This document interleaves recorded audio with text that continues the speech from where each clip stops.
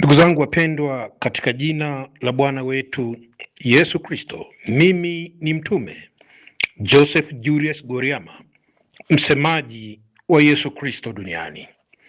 Ndugu zangu wapendwa, katika kitabu cha Mithali 29 mstari wa 18, neno la Mungu Biblia linasema, pasipo maono watu huacha kujizuia, bali anaheri mtu yule aishikae sheria. Ndugu zangu wapendwa, Biblia inasema pasipo maono watu huacha kujizuia. Mimi kama msemaji wa Yesu Kristo duniani, ninakuja mbele zako wewe Mkristo kutoka kila dhehebu hapa duniani. Ninakuja mbele zako wewe mfuasi wa Yesu Kristo duniani kukuwekea wazi maono ya Yesu Kristo ya ujenzi wa maisha yako mfuasi wake. Ndugu zangu wapendwa, maono ni matarajio, maono ni makusudio, maono ni matumaini ya yule mwenye nayo. Yesu Kristo ana matumaini na wafuasi wake. Yesu Kristo ana matarajio na wafuasi wake. Yesu Kristo ana makusudio na wafuasi wake. Amenituma niweze kuwawekea wazi maono alionayo kuhusu nyinyi wa Kristo. Amenituma kuwawekea wazi matarajio yake kwenu. Amenituma kuwawekea wazi makusudio yake kwenu. Ndugu zangu wapendwa, kama ambavyo tumesoma katika kitabu cha Mithali 29 mstari wa 18, pasipo maono watu hushindwa kujizuia au huacha kujizuia. Yesu maono yake kuhusu nyinyi wa Kristo duniani kote yamegawanyika katika sehemu 5. Jambo la kwanza, maono ya Yesu, picha kamili alionayo Yesu kwa Wakristo anaotaka kuwaona mbele zake. Matarajio alionayo Yesu Kristo kwenu wafuasi wake ni mambo 5 ya msingi. Namba 1, Yesu anataka wafuasi wake wote muweze kuwa na sauti yake moja. Muweze kuwa na sauti yake moja. Yesu anafahamu Wakristo duniani mna sauti nyingi, tena mmegawanyika katika kusikiliza sauti mbalimbali.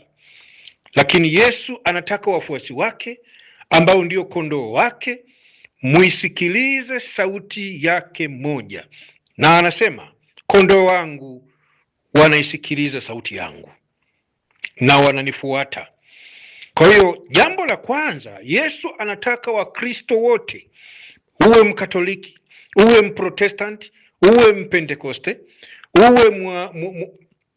uwe mwana wa msho, anataka Wakristo wote, uwe ni Mwasemblisi, Mpentekoste, Mprotestanti, uwe ni Mkatoliki, uwe ni Orthodox, kama wewe unafahamu ya kwamba ni mfuasi wa Yesu, Yesu anataka wafuasi wake wote wawe na sauti yake moja wanayoisikiliza. Sauti ya Yesu ni sauti ya amani, ni sauti ya upendo, ni sauti ya haki. Anataka Wakristo wote sauti ya amani, sauti ya upendo, sauti ya haki ndiyo iwaunganishe na ndiyo muishi maisha ya kuisikiliza. Jambo la pili, Yesu Kristo Bwana wetu, maono yake ni wafuasi wake wote duniani, kuanzia Wakatoliki, Waprotestanti, Waassemblies, Wapentekoste, wa huduma zote. Yesu anataka wafuasi wake wote duniani muweze kuwa na mwelekeo wake mmoja mnaoufuata. Mwelekeo wake mmoja mnaoufuata. Mwelekeo utakaokuwa unawapeleka kwenye maisha ya uzima na amani. Mwelekeo wa upendo, mwelekeo wa haki. Kwa lugha nyingine, Yesu anataka wafuasi wake wote wawe na mwelekeo wake mmoja wa maadili yake. Yesu ana tabia zake, ana maadili yake, anataka wafuasi wake wote wayafuate.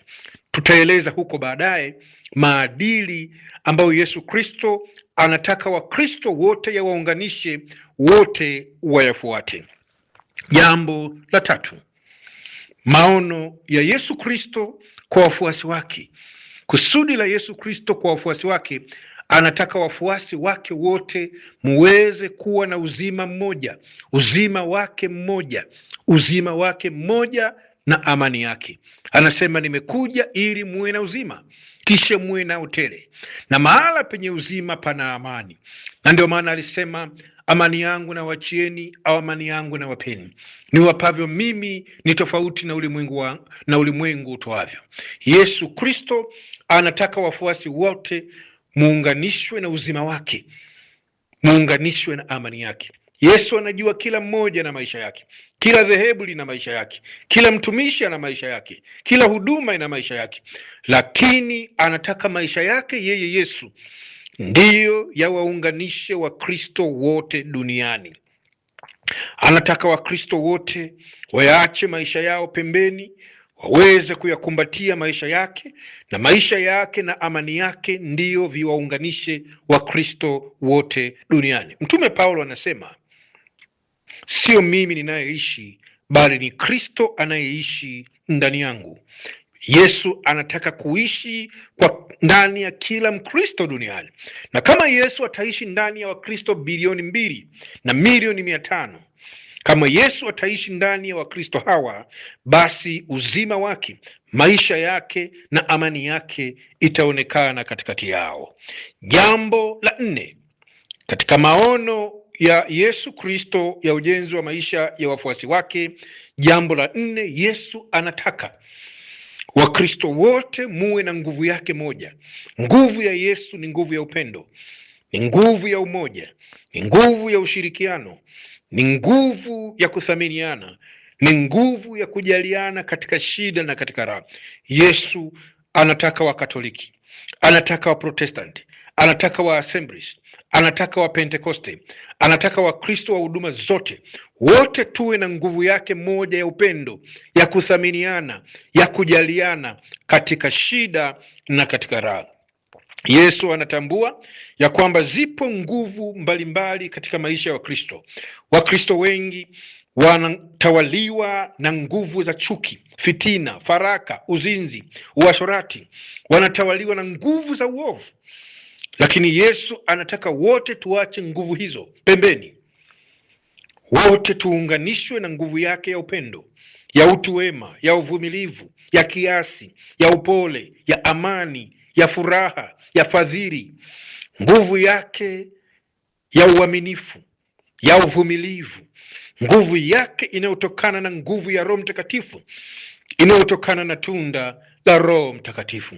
Yesu anataka Wakristo wote duniani tuwe na nguvu yake moja ya upendo, ya kuthaminiana, ya kujaliana katika shida na raha. Na jambo la 5 na la mwisho, Yesu anataka Wakristo wote wawe na mamlaka yake moja, mamlaka yake moja, mamlaka ya haki. Yesu anataka kila Mkristo ajione ana haki ndani yake, ajione ana haki kama kondoo wake. Yesu anatambua ziko mamlaka ambazo zimewafanya Wakristo kila mmoja ajione ana haki kuliko mwingine. Ziko mamlaka ambazo zimewafanya Wakristo wengine wajione wana haki kuliko Wakristo wengine. Yesu anatambua ziko mamlaka ambazo zimesababisha Wakristo kutokuwa na mawasiliano, kutokuwa na hali ya kuaminiana. Mamlaka za madeni, mamlaka za mapokeo ya wanadamu, mamlaka za umaskini, magonjwa, ujinga, mamlaka za rushwa, mamlaka za vita, mamlaka za ubinafsi, mamlaka za kisasi, mamlaka za udhehebu, za udini, za utaifa, mamlaka za ubinafsi, mamlaka za kukataana, mamlaka za kudhulumiana, mamlaka za ubaguzi, mamlaka za kuhukumiana, mamlaka za laana. Yesu anatambua ziko mamlaka za kukosa shukrani, ziko mamlaka za utasa, ziko mamlaka za ukimbizi wa kiuchumi, ukimbizi wa aina mbalimbali, ziko mamlaka za dhuluma. Yesu anatambua ziko mamlaka ambazo sio za haki, ambazo zimejijenga katika maisha ya wafuasi wake. Lakini maono ya Yesu Kristo ya ujenzi wa maisha ya wafuasi wake, anataka wafuasi wake wawe na mamlaka yake moja, mamlaka ya haki. Anataka haki iwe ndio kifungo kinachowaunganisha wafuasi wake.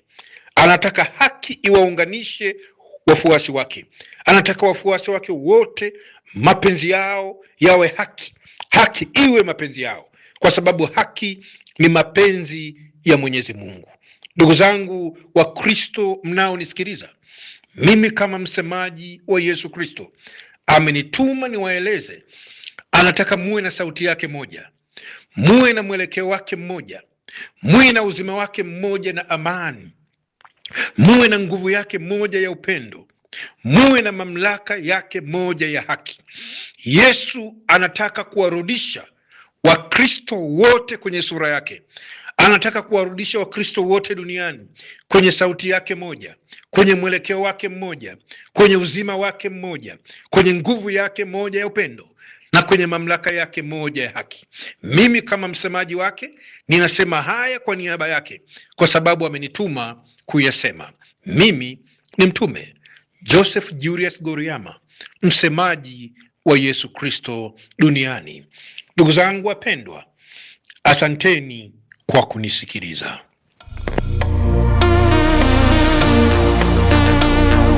Ladies and gentlemen, welcome to the channel. Please subscribe with notifications on.